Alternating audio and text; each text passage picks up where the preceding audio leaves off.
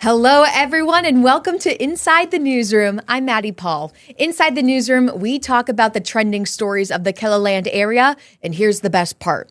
We bring in our newsroom staff members right here at the digital desk so they could give you a behind-the-scenes perspective of their passions and their storytelling that goes into the stories you see every day on our newscasts and online at KELOLAND.com. To start with our first trending story, this headline really caught my attention, and I want to give a little context to it before I give it away.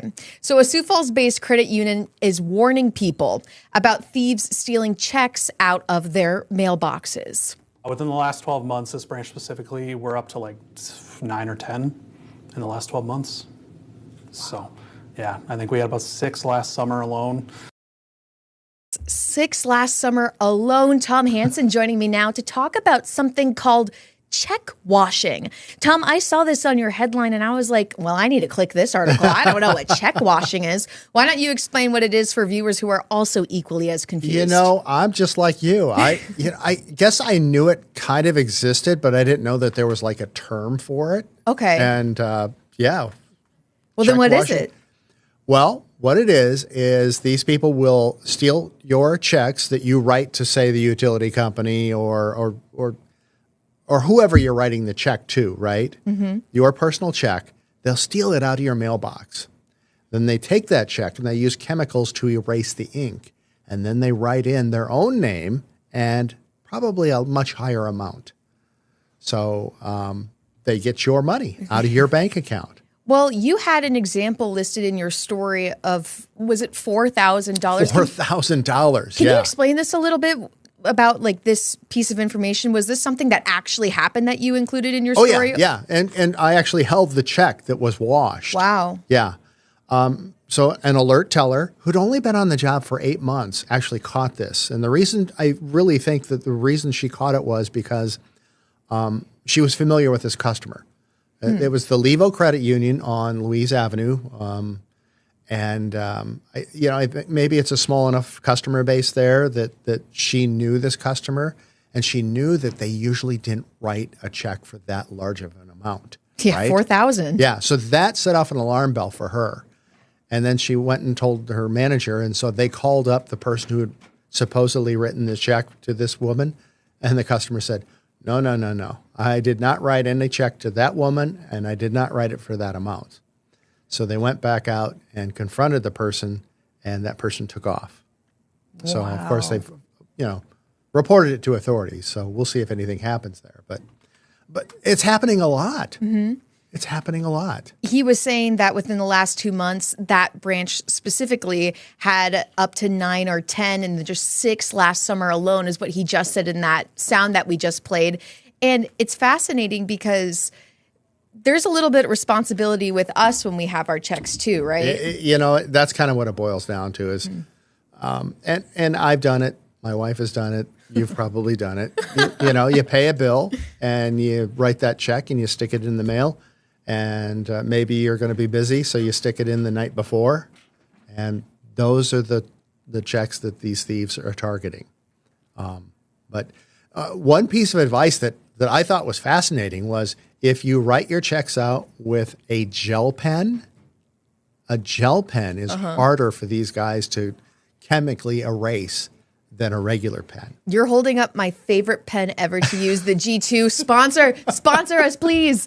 Favorite pen ever. So I'm glad that my favorite pen is there. You a go. Good tool Write to your use. checks with a gel pen, and it helps. Can I be honest? Yeah. I can't remember the last time I've even written a check. And I think, a younger generation is probably more that way. And we, my wife and I, we pay most of our bills online. Yeah. My wife even pays one bill on the phone. Yeah. So there checks. are other ways to do it. And if the other thing is you drop it off at the mailbox at the post office, which is secure. Yeah. So I want to hear a little bit about how you came up with your headline. I just think it's very eye-catching. Check I don't even washing. remember what the headline was. I'll read it to you right now. Check washing thieves are stealing mail in KELOLAND. Yeah. Tell me a little bit about the language used in this headline that you think really makes viewers click on it. Headline writing is like, it's I think it's an art, to tell you the truth, and I don't consider myself very good at it, but you just boil it down. Okay, what's this story about? And that's kind of what I did. So that's how the headline came out, I guess. It's like, okay, what's going on? Well, people are doing this. Yeah. Well, it's just strong wording. Check washing, a word we're not familiar with. I would assume for most viewers. True. And then thieves is very punchy. Well, they powerful. are thieves, aren't they? They're trying to take our money. Yep, that. Yeah. Stealing mail, a little bit of fear. For me, I don't want my mail stolen. I love your headline. I love how you wrote this article, too. I love the visuals used also in your story. So I want to know, what did you want to make the most impact with for this story? Was it the writing? Was it your story? What was it? Well, I knew that when we were doing the story, I knew I wanted an example of that check. Because doing the story without it just didn't seem like it would be quite as impactful.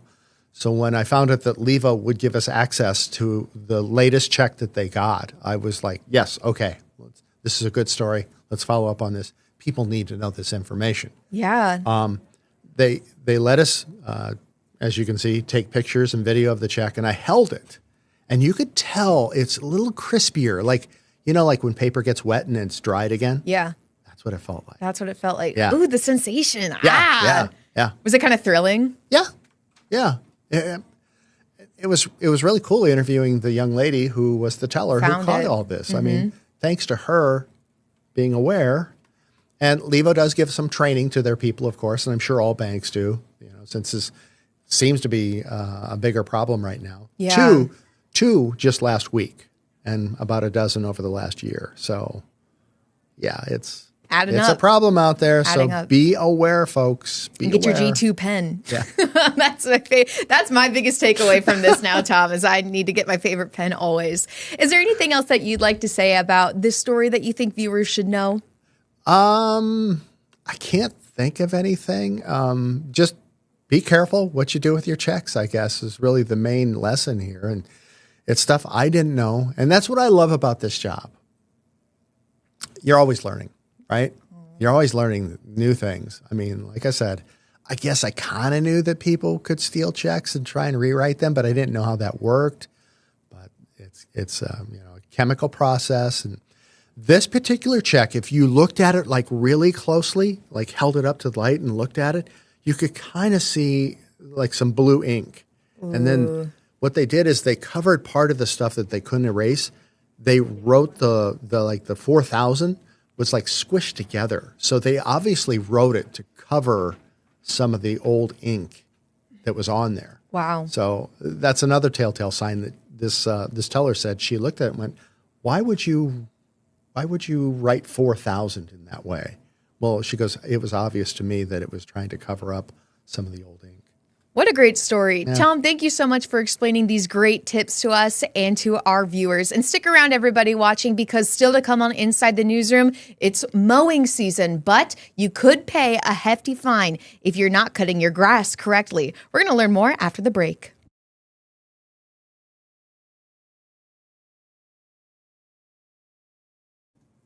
Welcome back to Inside the Newsroom. It's mowing season in Sioux Falls, but property owners could get fined if they let their lawn get out of control. If we get a complaint, an inspection is performed out in the field, and the property owner is given 7 days to make the correction. And if they don't, they're subject to a $100 citation plus the cost of having our contractor go out and mow the lawn. Our reporter Kyla joining us now, who did this story yesterday. And Kyla, what did you find to be so surprising about keeping your lawn in control?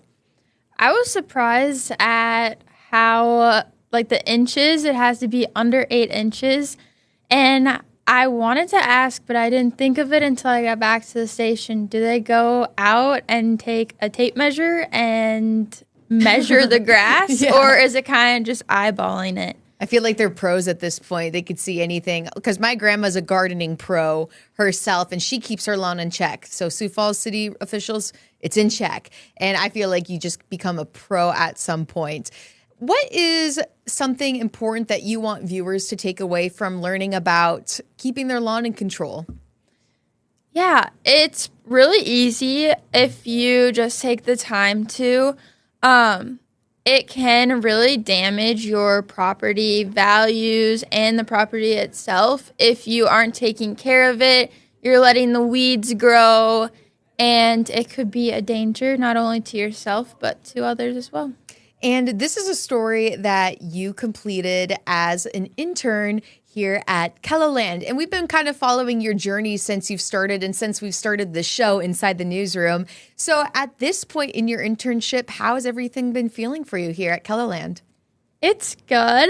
I can't believe that we're nearing the end. I feel like I just started. And I have definitely grown a lot, and I am taking away lots of lessons that I can use in the future. And what is something that you feel is so different from doing schoolwork and the progress it takes there versus coming to an actual station and working? Yeah, I think it's a little bit different. With working here, you get a story that day, and you have to finish it that day. Where for school, you get an assignment and you kind of have maybe a week to get it done. But here it's go, go, go and get it done. So it definitely has, while working here, worked on my time management and making sure to get everything that I need done. Excellent. And when you were putting together this story, was it a story that you did by yourself, or did you have a photojournalist go out with you? I had a photojournalist go out with me because I can't video on my own just quite yet. But it's really nice to have someone with me just so I can learn a whole different side and not just the interview questions. Because the visuals are very striking, and you almost need it for a story like this. When we're talking about lawns getting out of control and just growing so long. So from your photojournalist, who did you work with, and what do you think was a key piece that you learned just from going out with them on this specific story? Yeah, I went with Sam, and a key aspect I learned was just all the different angles and shots. Like right there, we're down on the ground or we're up high or really close. So making sure to not just stick to one level, but not being afraid to get down on the ground and get shots. Yeah, because you're right. The levels that it takes for some shots, it gets very specific. And our photojournalists do a really great job of getting all those different visuals that go in. Would you say that your strong suit then is the writing aspect, or would you say it's that visual aspect? I am very strong in writing and talking to people and asking questions and learning. I am okay with the visual side. No, you're great with the visual side.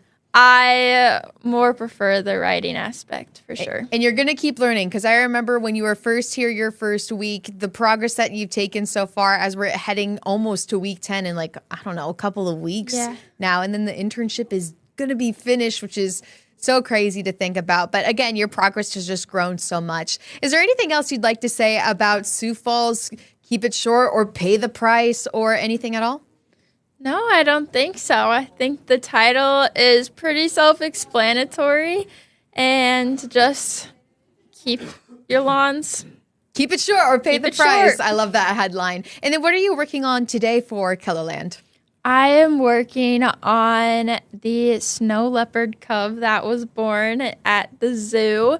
We went to a gender reveal party at the zoo, which never thought I would say that in a sentence, but it was super exciting, and I can't wait for everyone to see it. Well, everyone will learn the gender then tonight on KELOLAND News. Kyla, thank you for joining me. And viewers, stick around for Inside the Newsroom, because we are looking at the the opening of a new sensory gym that is coming this weekend. Our digital reporter is joining us to talk about all the sensory details. You won't want to miss it.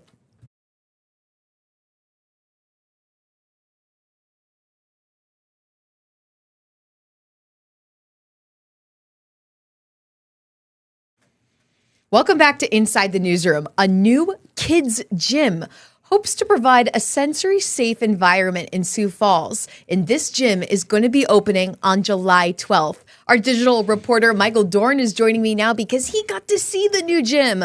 Look at this video you took, Michael. This gym looks incredible. Yeah, this is definitely the place to be here, I think. It is very cool here.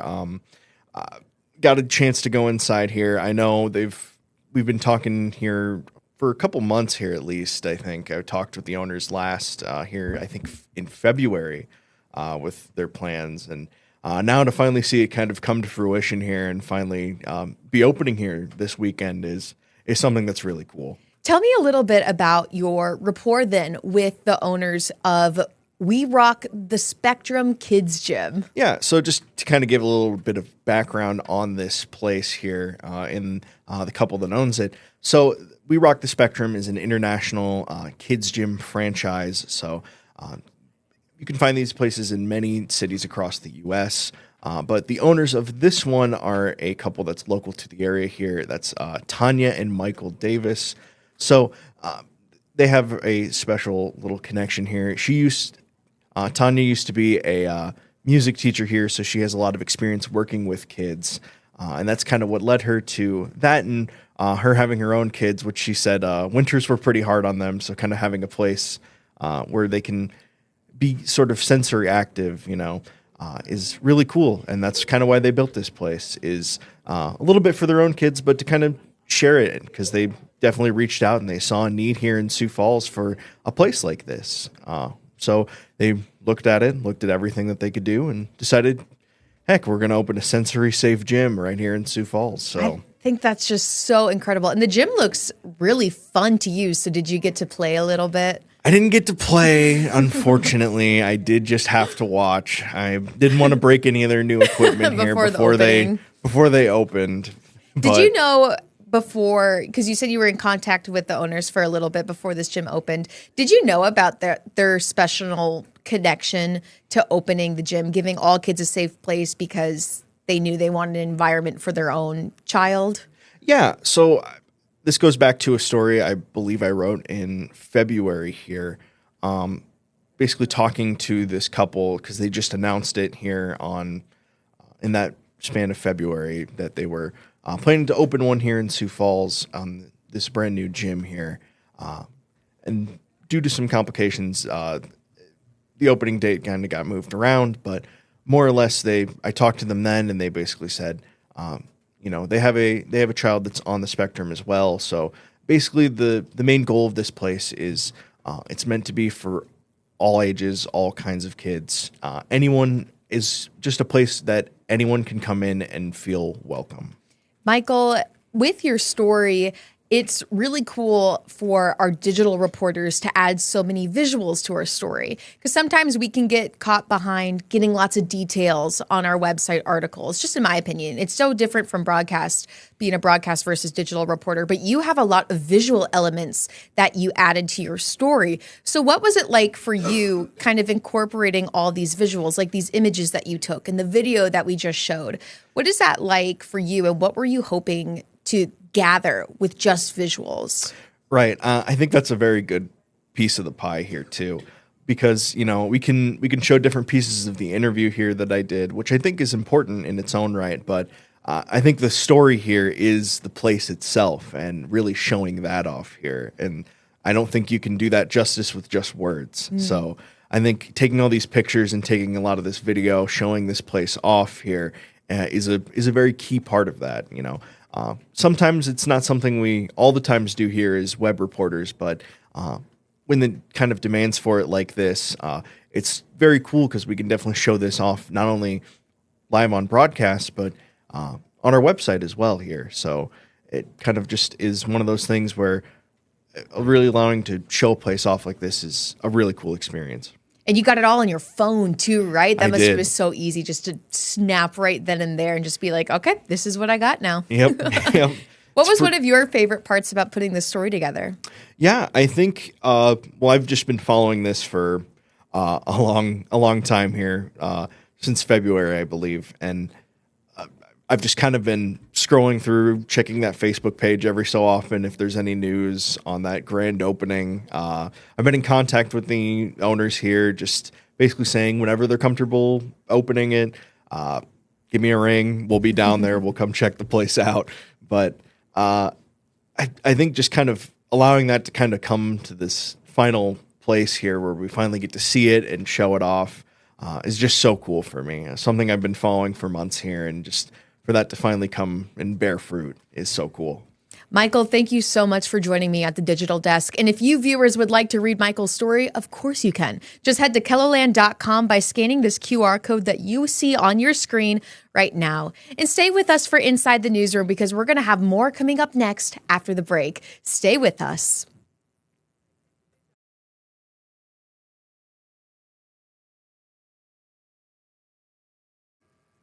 That's all the time that we have today for Inside the Newsroom. Thank you for joining us only here on KELOLAND Plus. We have Inside the Newsroom Monday through Friday at 1 o'clock right here on KELOLAND Plus. And stick around, because after Inside the Newsroom, we air Storm Center Plus, where our meteorologists give you a further look at the forecast going into Thursday and also for the rest of the week into the weekend. Thanks for joining us today on Inside the Newsroom. And until next time, have a great day, everyone.